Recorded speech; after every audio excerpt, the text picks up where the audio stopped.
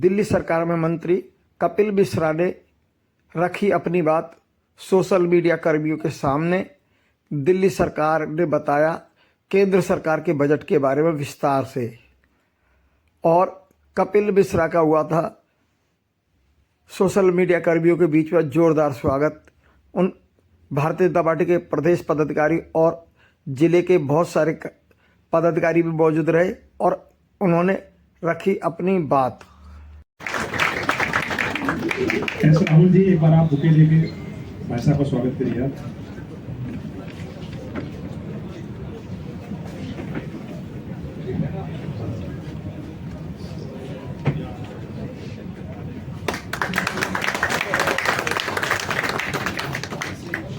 हमारे कार्यालय मंत्री जी का भी एक बार आप पटका पहना के आप। कोई बात नहीं है सर।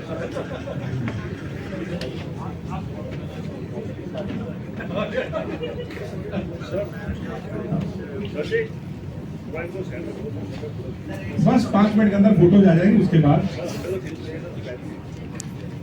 सर आपको फोटो वाला से नहीं सेल्फी मिलेगी।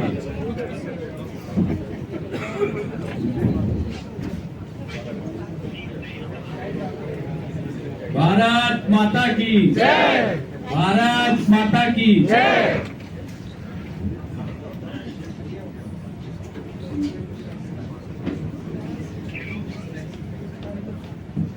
कार्यक्रम आज के हमारे मुख्य वक्ता हम सबके बीच आ चुके हैं। एक बार जोरदार तालियों से स्वागत करेंगे।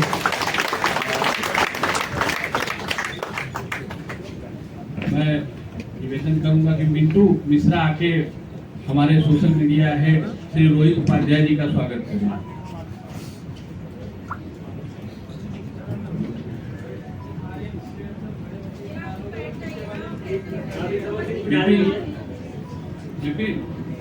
आप निवेदन है आके आप हमारे रोहित उपाध्याय जी का।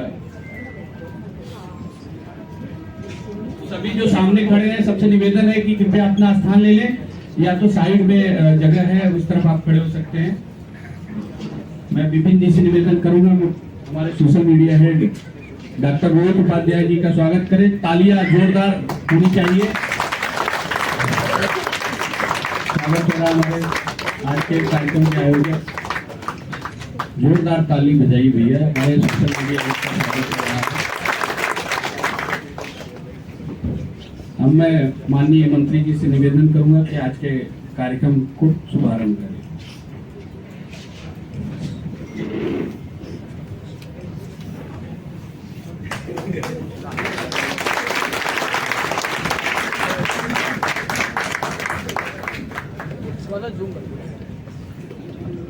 भारत माता की जय। भारत माता की जय। वंदे मातरम। वंदे मातरम। जय श्री राम। जय श्री राम। जय श्री राम। जय श्री राम। सबसे पहले तो आप सभी लोगों का भारतीय जनता पार्टी के दिल्ली प्रदेश कार्यालय में स्वागत है, और मैं बधाई देना चाहता हूं रोहित जी को और उनकी पूरी टीम को। एक बार जोरदार तालियों के साथ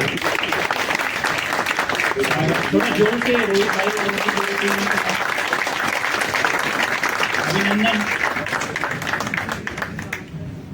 दिल्ली भारतीय जनता पार्टी की सोशल मीडिया की शक्ति के पीछे मुख्य आधार। वीडियोस बंद कर, मेरा लाइव मत करो, कोई ना कोई न्यूज़ बनती है। वीडियो है लाइव। केजरीवाल सामने ही हो जाएगा। बंद कर दो ना, बंद कर दो भाई, लोग तो नहीं चलेगा। जनता ने दिया, और जनादेश इसलिए दिया क्योंकि प्रधानमंत्री जी ने खुलकर आह्वान किया था। क्योंकि हम लोग चुनाव लड़ रहे थे, मैं रोहित भाई पूरा कैंपेन संभाल रहे थे, ब्रजेश भाई पूरी प्लानिंग संभाल रहे थे। हम लोग का जनता का जो फ्रीक्वेंसी था वो मोदी जी के भाषण से पहले और मोदी जी के भाषण के बाद वो फ्रीक्वेंसी बदला हुआ नजर आया। जब मोदी जी ने एक आह्वान किया कि एक बार दिल्ली हमको चलाने के लिए दीजिए, उससे पहले का लोगों का मूड और उसके बाद का लोगों का मूड जमीन आसमान का अंतर था, और लोगों ने प्रधानमंत्री जी के आह्वान को स्वीकार किया और एक ऐतिहासिक जनादेश दिल्ली की जनता ने दिया।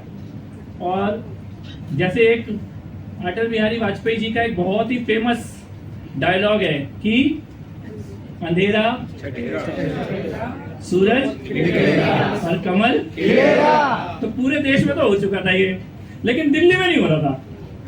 पर आज से 1 साल पहले दिल्ली में भी अंधेरा हट गया, सूरज निकल गया और कमल खिल गया। जय श्री राम। जय श्री राम।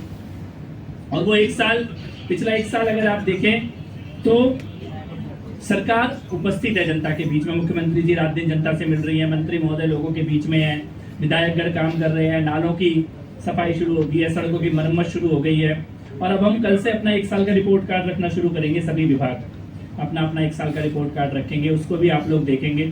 तो कल से वो पूरी प्रक्रिया हम शुरू करेंगे। लेकिन आज का विषय मेरे को रोहित ने दिया बजट। मेरे से अपने घर का बजट नहीं समझता और इन्होंने कहा भैया बजट पे बोलो। तो मैंने कहा भाई मेरे को मोटा मोटी बजट बहुत ज्यादा कुछ टेक्निकल फाइनेंशियल समझ नहीं आता, लेकिन मेरे को एक बात समझ में आता है कि 10 साल में हिंदुस्तान की इकोनॉमी बदली है। बदली है कि नहीं बदली है? बदली है। बदली है कि नहीं बदली है? भाई आज से 10 साल पहले, और इकोनॉमी खाली बजट में नहीं बदलती दिखती, इकोनॉमी देश के एटीट्यूड पे बदलती हुई दिखती है। जैसे एक एटीट्यूड था जब 26/11 हुआ, ये मुंबई में अटैक हुआ, उसके बाद हम क्या कर रहे थे, हम डोजियर लेके जाते थे। उस वक्त का जो भी देश के रक्षा मंत्री वित्त मंत्री होते थे अमेरिका, और वहां पे जाके दिखाते थे देखो हमें सबूत मिला है पाकिस्तान ने हमला किया है। फिर वहां से वापस आ जाते थे। अभी डोजियर नहीं जाते, अभी ब्रह्मोस जाती है, पूरा डोज दिया जाता है। किस दम पे दिया जाता है? इसी दम पे दिया जाता है कि अपन अभी किसी पे डिपेंड नहीं है, कोई हमें हमारी बाहें नहीं मरोड़ सकता, इकोनॉमिक तौर पे हमें कोई कुचल नहीं सकता। यही तो है। अगर हम इकोनॉमिक तौर पे कमजोर होगा तो वो आंखों में आंख डाल के बात नहीं करेगा। इकोनॉमिक तौर पे मजबूत होगा तो ये टैरिफ लगा रहे हैं, नहीं लगा रहे हैं, जो टैरिफ लगाता है अगले दिन तारीफ करता है। यही हो रहा है ना, बदल रहा है ना देश, और अकेला देश है।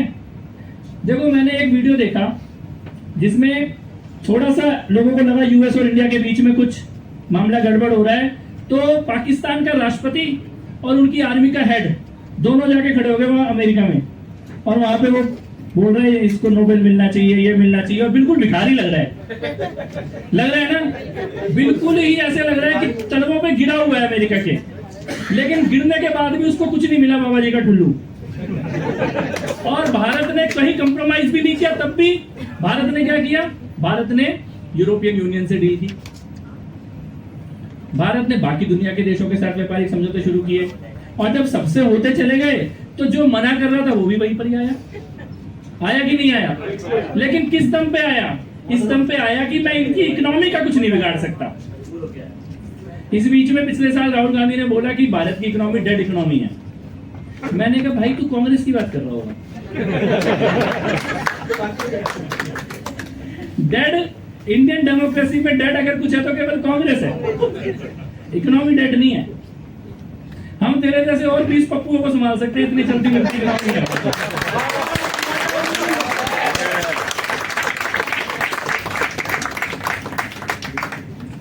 और बजट में देखो, आज से 10 साल पहले के बजट में आपको 3 लाख 3.25 लाख रुपए की इनकम टैक्स फ्री होती थी। इतनी होती थी, और आज कितनी है? कितनी है? मुझे लगता है जितने इस कमरे में बैठे हैं, अगर मैं ठीक से, मतलब हो सकता है कोई बहुत ही रईस भी बैठे हो, पर ज्यादातर हम सबकी टैक्स फ्री हो ही होगी इनकम जितनी है ना। जिन जिनकी होगी हाथ उठाओ भाई, बाकी ज्यादा वाले बैठे हैं, नहीं कम वाले भी बैठे हैं, बाकी सब 12 लाख से ऊपर वाले हैं, नहीं कम वाले हैं। फिर तो अच्छे दिन आ चुके। हमारी तो फ्री थी ना, इस वजह से हमने कुल मिला के बहुत बहुत बधाई 12 लाख से ऊपर वालों को जिनको टैक्स देना पड़ेगा, हमारा तो बच गया। तो ये ऐसे निर्णय करने की क्षमता उसी देश में होती है जिसको पीछे मजबूत नींव बन चुकी हो। चाहे वो विदेशी मुद्रा का भंडार की बात हो, चाहे वो टैक्स में छूट की बात हो, चाहे दुनिया के बाकी देशों से समझौते करने की बात हो, चाहे वो 80 करोड़ लोगों को फ्री राशन देने की बात हो। तभी तो दे रहे हैं जब सरकार के पास पैसा है, देश की आर्थिक स्थिति मजबूत है, इंफ्रास्ट्रक्चर बन रहा है, नए नए हाईवे बनाए जा रहे हैं, नए एयरपोर्ट बनाए जा रहे हैं, नए रेलवे स्टेशन बनाए जा रहे हैं। ये बताता है कि आर्थिक स्थिति मजबूत है। उसके बाद देश का बजट पेश होता है, साल दर साल बजट पेश होता ही जा रहा है। हम लोग देख रहे हैं। इस बार के बजट में किसी के ध्यान में है कौन सी 3-4 बड़ी बड़ी बातें हैं? कैंसर की दवाई जैसे सस्ती कर दी गई है, उसके अलावा सेमीकंडक्टर टीसीएस रिड्यूस कर दी है 5% से 2%। शी-मार्ट ओपन करेंगे, शी-मार्ट से बहुत ज्यादा जो हिडन है वो सब बहुत मदद। रक्षा बजट रक्षा बजट कितना बड़ा है? रक्षा बजट 1.25 लाख प्लस कर दिया। रक्षा बजट कितना बड़ा है? 1.25 लाख प्लस हुआ है। कितना बढ़ गया रक्षा बजट? मैं बताऊं रक्षा बजट कितना बढ़ गया कि पाकिस्तान में जो सो रहा है ना वो ये नहीं सोच रहा कि मैं सुबह उठूंगा कि नहीं उठूंगा, कितना बढ़ा दिया। और क्या है बड़ी बड़ी बातें? आप कुछ कह रहे हो?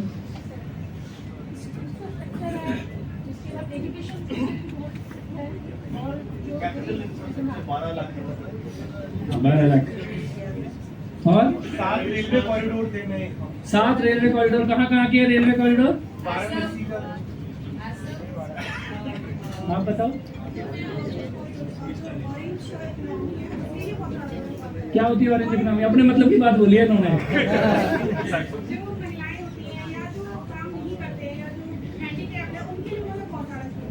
ऑरेंज इकोनॉमी क्या है?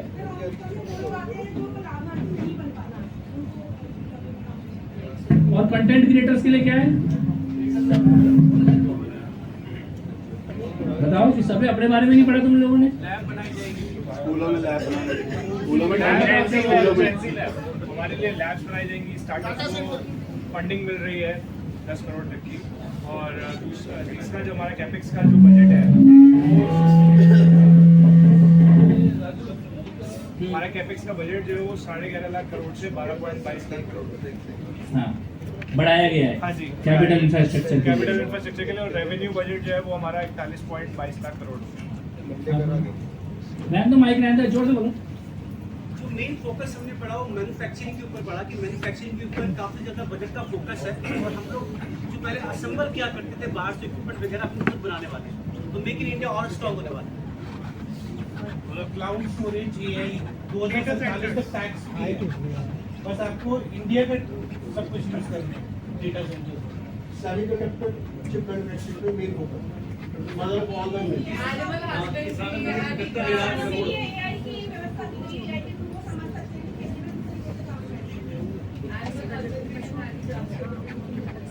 पीछे बड़े मजे से बैठे हो यार, 2-4 बातें तो बता दो।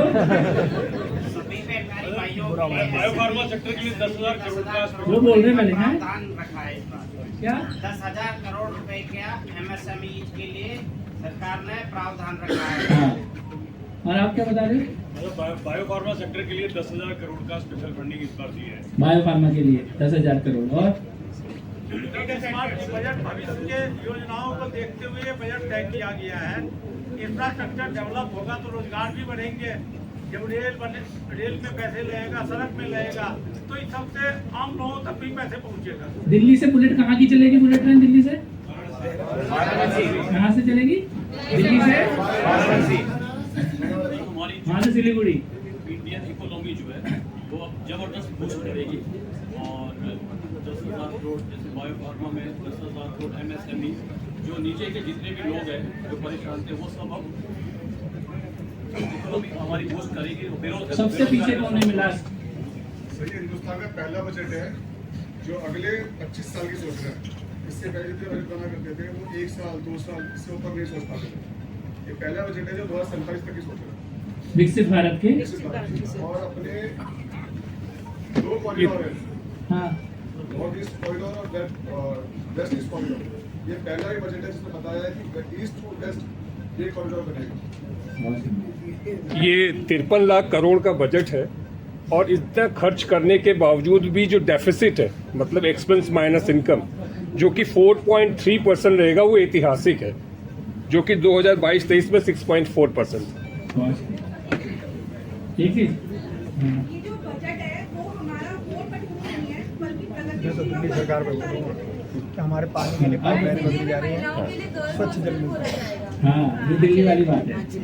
मैं दिल्ली के लिए बोलना चाहूँगा, दिल्ली में जो गंदे पानी की समस्या थी उसके समाधान के लिए प्रयास किए जा रहे हैं, वो अच्छा लगा है हमें। हाँ चंद्रावल में प्लांट बना के 380 करोड़ रुपए उसके लिए भी दिया गया है। और कोई? हाँ, दिल्ली की बढ़ाई है।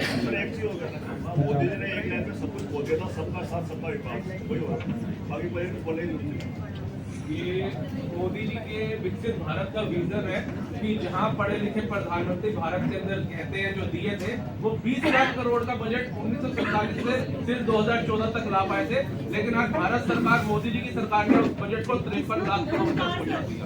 तो ये सब महिलाओं के लिए बहुत अच्छा अभी बजट में एक चीज निकल के आई है जिसमें अब महिलाएं भी बिजनेस वुमेन बनने वाली है। 5 लाख रुपए की बात हो रही है, वो पैसा उन्हें मिलेगा और हम अपने बिजनेस को कर पाएंगे। तो ये किस तरीके से कंडक्ट होगा और कौन सी दे सकते हैं और अपना एक नया बिजनेस स्टार्ट कर सकते हैं, क्या थोड़ा गाइड उसका डिटेल निकाल लेंगे, लेकिन तो फाइनेंस मिनिस्ट्री की वेबसाइट पर ही आप मैंने बता दिया। इसका आंसर स्टार्टअप इंडिया से आप स्टार्टअप इंडिया से भाई साहब ने आंसर दे दिया। जी, सरकार ने व्यापारियों पर भी ट्रस्ट किया है और कस्टम लॉ प्रोसीजर को मतलब काफी इजी किया है। मतलब जो पहले फिजिकल एग्जामिनेशन वगैरह का था तो उसमें भी रिलैक्सेशन दी है, स्कैनर वगैरह लगाया, मतलब डेवलपमेंट सही पॉजिटिव। हाँ, 10,000 करोड़। सर 5 करोड़ यूथ को टारगेट किया जाएगा 2030 तक, उसके लिए 12,000 करोड़ 2030 तक 5 करोड़ यूथ को टारगेट किया जाएगा, जिसके लिए स्किल हब्स बन रहे हैं। 12,000 करोड़ रुपए। सिक्योरिटी ट्रांजैक्शन टैक्स जो फ्यूचर डॉक्टर में पहले 0.02% से 0.05% हो गया, उससे क्या फायदा होगा? 0.05%, यानी 2.5 गुना हो गया। यही ओनली फीचर्स है जिसमें गवर्नमेंट को इनकम होगी। अभी तक जितने भी अपने पॉइंट डिस्कस किए उसमें से गवर्नमेंट के खर्चे हैं, ठीक है। और ये इन्होंने स्पेकुलेटर्स पे किए हैं, यानी ट्रेडर्स पे, यानी इन्वेस्टर्स के ऊपर कोई भी हर्ट नहीं है, कोई भी बात नहीं है। इन्वेस्टर को यहाँ पे भी सपोर्ट कर दिया। 17 ऐसी दवाइयाँ हैं जो बाहर से आ रही है मरीजों के लिए, वो उस पर ड्यूटी एक्सेप्ट करके लोगों को फ्री कर दी गई है। और साथ में जो इम्पोर्ट होता था उस पर भी 20% से लेकर 10% कर दिया है। 10% का उसमें भी छूट दे दी है व्यापारियों के लिए। सर, इस बजट में टूरिज्म के ऊपर भी, हाँ, मेरे मतलब की बात बोल रही हूँ। टूरिज्म के ऊपर भी फोकस किया गया है and it is been proposed that more than 10,000 guides उनको ट्रेनिंग देके पूरा प्रॉपरली उनको ट्रेन करने का प्रावधान दिया गया है, so that they can take care of the tourism. संस्कृति के बारे में, अपने धरोहर जो भी हमारी लेगेसी है उसके बारे में अच्छे से आगे। और दिल्ली में भी इसी बजट में प्रावधान है। हमने दो, एक टूरिज्म डेस्टिनेशन बड़ी और एक unity mall, PM unity mall, जिसमें सारे देश के जो हैंडीक्राफ्ट है वो एक ही जगह पर मिलेंगे। ये 2 परियोजनाएं हम दिल्ली में भी इसी बजट के माध्यम से लेके आए हैं। इसमें ट्रैवल पे TCS भी कम हो गया 5% से 2% का। बहुत अच्छी बजट में खास बात रखी गई है। करंट ईयर का डेफिशिएंट को टारगेट करके 0.01% कम किया, यानी कि जितने हमारी चादर है उससे कम टाइम कर जाएगी, ताकि अर्थव्यवस्था को एक मजबूत बना रहे। साइड से कदम दबा दो भाई, साइड से कदम दबा दो, साइड से कदम दबा प्रोटेक्शन है ना, जो जल मार्ग से करा जाएगा उससे हमारी जो कॉस्ट है बहुत कम आ जाएगी।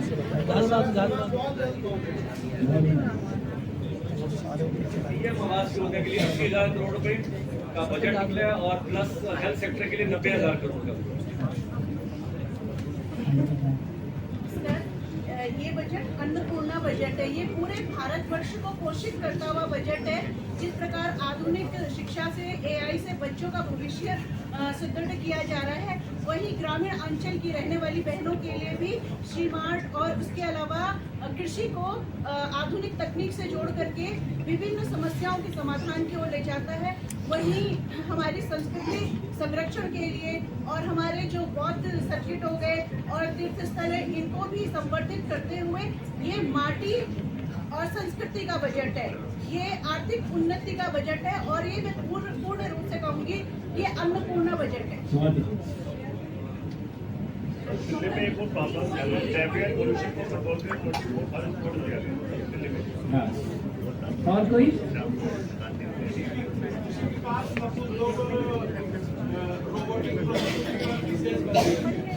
अब देखो, मैं आपको एक रात की बात बताता हूँ। मेरे को रोहित ने ये 4 पन्ने दिए थे। एक भी पॉइंट नहीं होता मेरे बोलने का। सारे बोल दिए आप लोगों ने। तो थैंक यू मेरा काम करने के लिए। देखो कुल मिला के यही है, एक पॉजिटिव इकोनॉमी, एक मजबूत राष्ट्र जब अपना बजट प्रस्तुत करता है कॉन्फिडेंस के साथ, तो कैसा बजट होता है वो इस बजट में दिखाई दे रहा है। भविष्य का बजट है, विकसित भारत को के लक्ष्य के लिए काम करने वाला बजट है, युवाओं को रोजगार देने वाला बजट है, महिलाओं को स्वावलंबी बनाने वाला बजट है, किसानों को भी आधुनिक टेक्नोलॉजी के माध्यम से और उनकी कृषि कैसे उन्नत हो उसको ध्यान में रखते हुए बजट बनाया गया है। युवाओं को आत्मनिर्भर बनाना, स्टार्टअप को फोकस करना, क्रिएटिव लैब्स के बारे में बात करना, इसके साथ साथ minerals, earth minerals, rare minerals, जिसके लिए आज पूरी दुनिया में लड़ाई हो रही है। शुरुआत का अगर आप बजट सुनो तो शुरू के 10 मिनट केवल रेयर मिनरल्स की बात हुई है।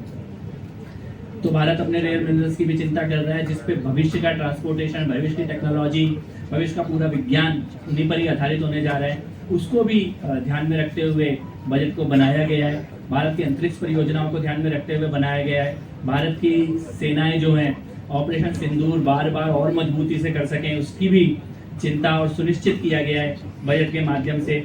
तो कुल मिला के एक कंप्लीट बजट है।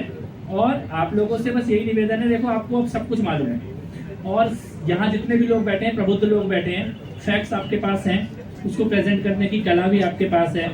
तो मैं तो ये कहने के लिए आया हूँ कि इस कला का उपयोग करके प्रधानमंत्री जी के द्वारा जो विजन दिया गया है देश को, इसको जन जन तक पहुँचाने का जो शानदार काम आप लोग कर रहे हैं, इसको आप लोग जारी रखें, करते रहें। इसमें हमारा जो भी आपको साथ चाहिए होगा, सहयोग चाहिए होगा, उसके लिए रोहित जी यहाँ पर है, मैं भी यहाँ पर हूँ। और इसके साथ साथ दिल्ली सरकार का भी 1 साल कंप्लीट हो रहा है। हम लोग कल से उसके भी डॉक्यूमेंट्स जारी करेंगे, डिटेल्स जारी करेंगे, फैक्ट्स जारी करेंगे। तो उसके भी आपसे निवेदन है कि जोर शोर से उसके बारे में भी चर्चा करें। हमने बड़ी मुश्किल से चोरों के हाथ से दिल्ली को बचाया है।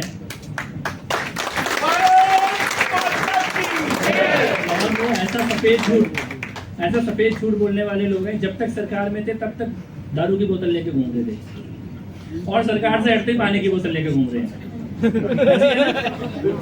अभी जब सरकार में थे किसी ने देखा उनके हाथ में पानी की बोतल? अभी क्या ये पानी गंदा है, तो गंदा था क्या तेरे टाइम पे डॉल्फिन तैर रही थी यमुना में?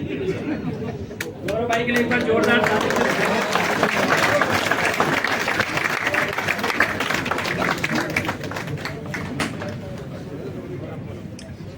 तो कुल मिला के मेरा यही रिक्वेस्ट है कि ये दोनों मिशन, बजट की सार्थक चर्चा, उसके बजट के प्रावधानों को जन जन तक पहुंचाने का काम, और दिल्ली सरकार का 1 साल और किस अंधेरे से निकालकर दिल्ली को आज लेकर आए हैं, इन दोनों की चर्चा आप लोग करें। उन्हें बहुत बहुत आभार मुझको यहाँ बुलाने के लिए। और एक बार जोरदार नारे के साथ अपनी बात समाप्त करूंगा। भारत माता की जय, भारत माता की जय, वंदे मातरम, वंदे मातरम, भारतीय जनता पार्टी जिंदाबाद, भारतीय जनता पार्टी जिंदाबाद, नरेंद्र मोदी जिंदाबाद, नरेंद्र मोदी जिंदाबाद। बहुत बहुत आभार। जय श्री राम।